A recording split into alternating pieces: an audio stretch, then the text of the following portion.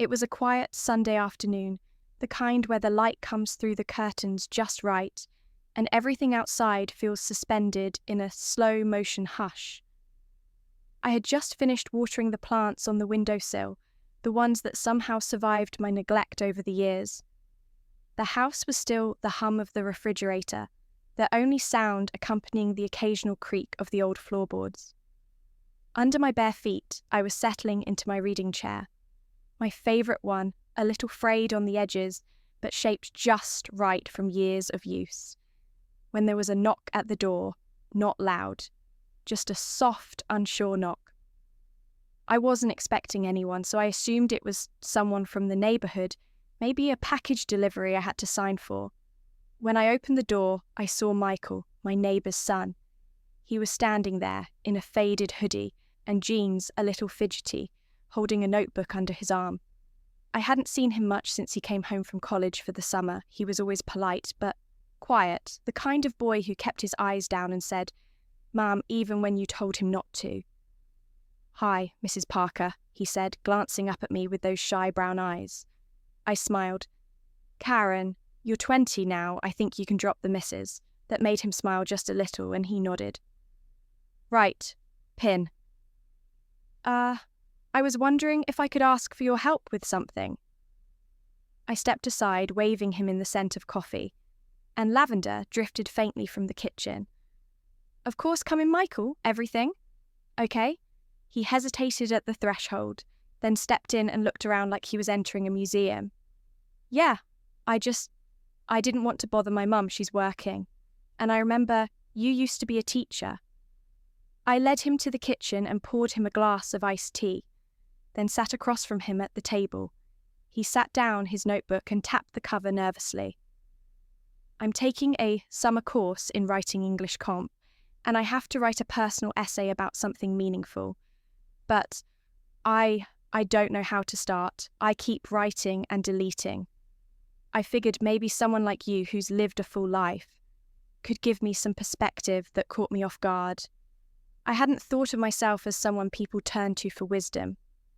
I was retired, widowed, and mostly spent my time talking to my plants, or the checkout girl at the market, but something in his voice, uncertain, sincere, made me feel something I hadn't felt in a long time needed.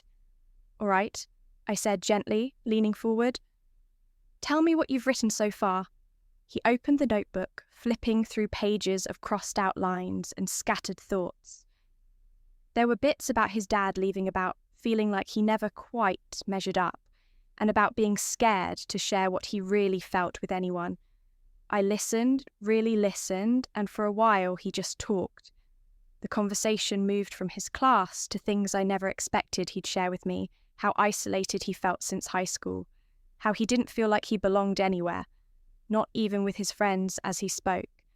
I found myself watching him differently, not as the awkward teenager I used to wave to from across the fence, but as someone slowly peeling back layers, allowing himself to be vulnerable. His voice was steady, but his hands trembled slightly as he turned a page. I reached out instinctively, resting my hand on his. Just for a second, a gesture of comfort, maybe more. He looked at me, his eyes filled with something between gratitude and confusion. And I realised how long it had been since someone looked at me like that, like I had something inside worth holding on to. Not just a neighbour, not just an older woman who knew how to make good pie or remembered everyone's birthday, but a person, a soul. There was a pause in the room. Soft and still, the kind of pause where a single breath can shift everything. I pulled my hand back slowly and smiled, breaking the silence. "You're not as lost as you think. I said you just haven't told your truth yet," he nodded, swallowing hard. "How do I even begin?" "You begin," I said, "right here with this moment."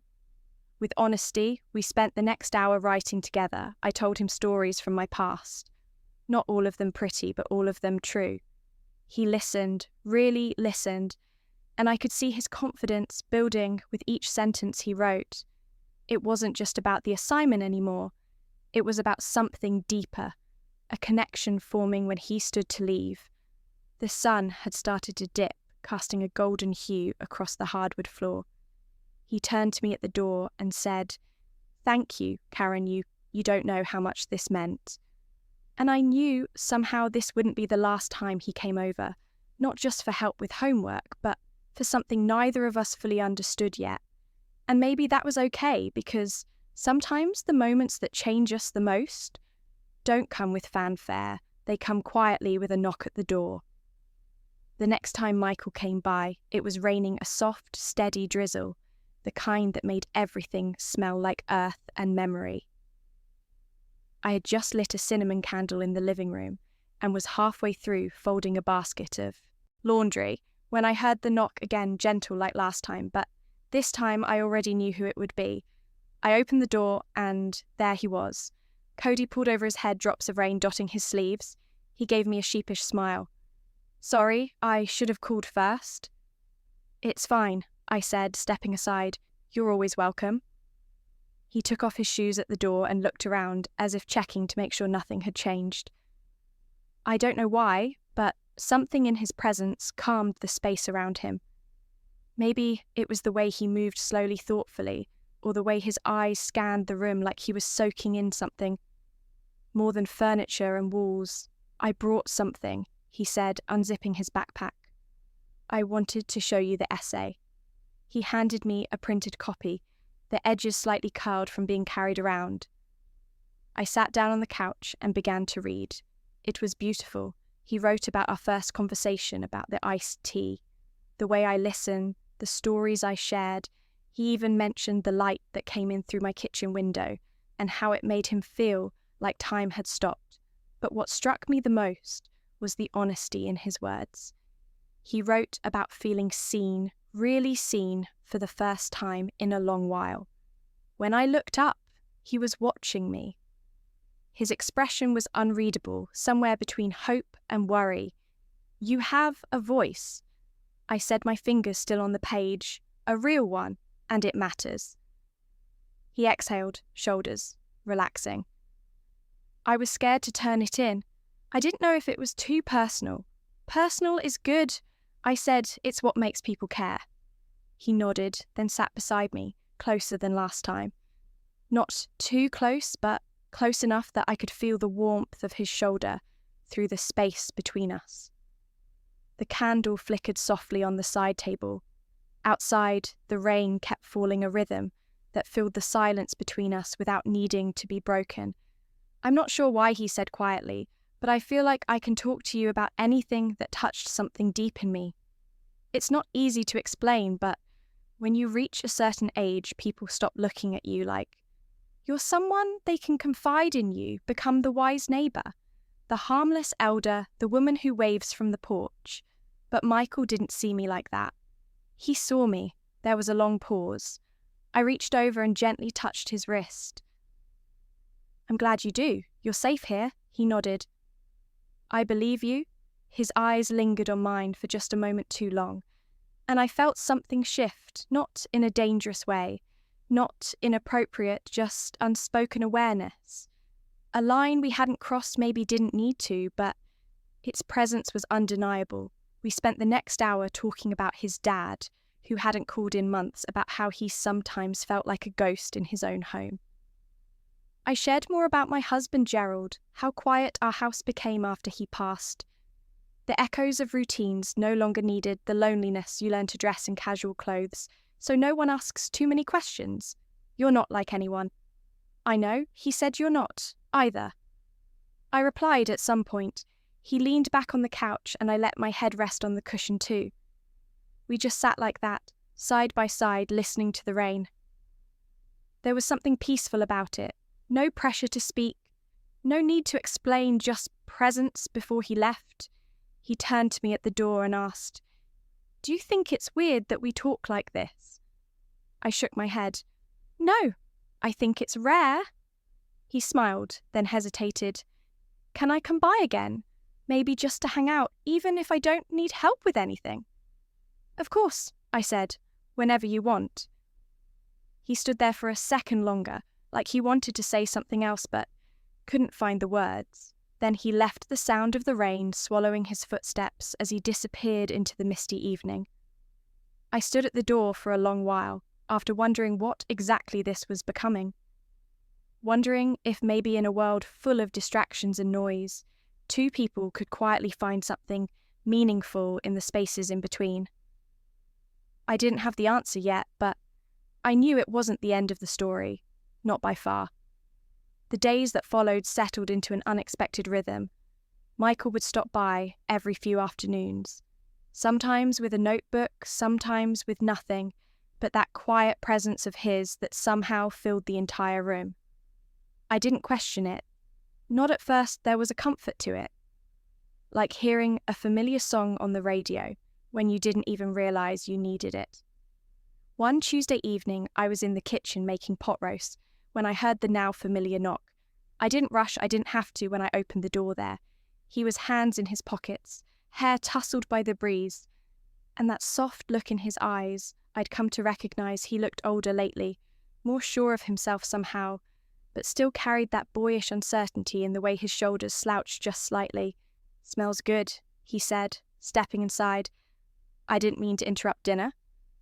"You didn't," I said, smiling. "I made too much anyway. Sit, you're staying." He didn't argue. We fell into an easy rhythm. Me stirring at the stove. Him leaning against the counter, talking about his class, his mother's job, stress, his uncertainty about what came next in life. And I listened, offering what thoughts I could, though I didn't pretend to have all the answers. Dinner was quiet, warm, and comfortable. He complimented my cooking, said it reminded him of how his grandmother used to cook when he was little. I laughed and told him not to flatter me. I knew full well the roast was a little overdone. After we finished, I made tea and we moved to the couch. It was late now, the soft hum of crickets sneaking in through the cracked window. The lights were dim and the candle from a few days ago had burned down to a stub, its scent barely lingering. We sat in silence for a while, sipping slowly. Then he spoke, his voice low. "I feel like I don't know what I'm supposed to become. Everyone expects something from me, but I'm not even sure I want those things." I turned to him. "It's okay not to know. Most people are just pretending they do. Anyway," he looked at me, really looked. "You always know what to say." I smiled gently. "That's just age. You start to realize that most questions don't have neat answers." He nodded, then shifted closer. The edge of his knee brushed mine, just barely. My heart fluttered, not in the way it once did when I was young and foolish, but in a way that reminded me. I was still here, still alive, still capable of feeling something real. "I've never told anyone this," he said, his voice almost a whisper, "but sometimes I feel like I'm not really seen, not for who I am, just what people expect." The honesty in his voice hit me harder than I expected. I reached over and placed my hand over his. Not romantic, not calculated, just human. "I see you, Michael," I said softly. He didn't pull away, he didn't flinch, he just breathed steady and deep. Then something happened. Not sudden, not shocking, just natural. He turned his hand over, lacing his fingers with mine. Our eyes met, and for a long moment, neither of us said a word. There was no fear, no confusion, just presence. I could have pulled away, I probably should have, but I didn't, because in that moment it wasn't about right or wrong, it wasn't about age or expectations or the stories others might tell. It was about understanding about two people who had found something unexpected in the stillness of each other's company. He leaned in his forehead, gently touching mine. "Karen," he whispered, "you make me feel safe, like I can breathe again." I closed my eyes, letting the moment settle over us like a soft blanket. "I'm glad," I said. "That's all I've ever wanted to give you." He stayed a little longer that night. We didn't speak much after that. There was nothing left to say, just the sounds of the evening outside, and the quiet closeness between us that spoke louder than words ever could. When he finally stood to leave, he didn't say goodbye the way he used to. He just looked at me, eyes warm, and said, "See you soon." And I knew he would, because whatever this was, whatever shape it was taking, It wasn't fleeting, it was becoming something neither of us had planned for, but both of us now carried gently like a secret, too fragile to name. Just yet, a week passed before I saw him again. Not because anything had changed, but because life has a way of moving. In quiet circles, I kept myself busy with the little things, watering the Beonius folding linens, rearranging the spice drawer like it mattered. But underneath the surface, I found myself replaying that last evening, the way his fingers had laced with mine, the way his voice had sounded when he said my name. It wasn't just the touch or the words. It was the way I felt in those moments alive needed seeing. Then came Friday, late afternoon. I was outside trimming the hedge when I heard footsteps approaching the gate. I looked up and there he was, Michael, hands in his pockets, looking a little unsure of himself, but still with that same warmth in his eyes. "I didn't know if you'd want to see me," he said. I wiped my hands on my apron and smiled. "Of course, I do, come in." We sat on the back porch, the sun dipping low, casting long shadows across the lawn. He seemed different that day, quieter, more thoughtful. "I've been thinking a lot," he said, "about the other night about us." I nodded slowly, my hands wrapped around a glass of water condensation dripping down my fingers. "It's all right," I said gently. "You don't have to explain anything." "But I want to," he said quickly. "I don't want this to feel like something." We tiptoe around. He paused, looking down at his hands. "I felt more like myself around you than I have in years. You don't touch me. You don't treat me like I'm just some confused kid. You're not a kid, Michael," I said quietly. He looked up. "And you're not just some neighbour who helped with homework. I see you too, and I've come to care about you a lot." My breath caught slightly. I hadn't expected him to say it so plainly. And yet hearing it, I didn't feel fear or hesitation. I felt peace. "Michael, this connection we have, it's real, but it's delicate and complicated. The world may not understand. I don't care what the world thinks," he said, his voice steady now. "All I know is when I'm here, when I'm with you, I feel calm. I feel like I belong somewhere." There was silence again, but this time it wasn't awkward. It was thoughtful, grounded. I reached out and gently took his hand. Not with urgency, not with possession, but with something deeper. Respect, understanding. "I care about you, too," I said. "But what matters most to me is that you keep growing, that you become who you're meant to be." He squeezed my hand, his thumb brushing gently against mine. "I think I'm already starting to." That evening we didn't cross any lines. There was no need. We sat together as the sky turned pink and gold, as the breeze carried the scent of blooming jasmine as the porch light flickered on.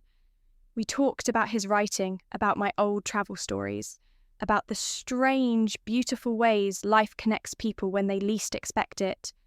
When it was time for him to go, he stood slowly, reluctantly. "I'll be back," he said. I smiled. I know he walked down the garden path, turning back just once with a quiet smile, then disappeared into the twilight. I stood there for a long time after watching the last light fade behind the trees, and for the first time in a while I didn't feel alone, because what we had found, whatever name it might carry, was real, not dramatic, not scandalous, just human. It was a reminder that even after decades of living new chapters can still begin. That connection doesn't care about age or expectation.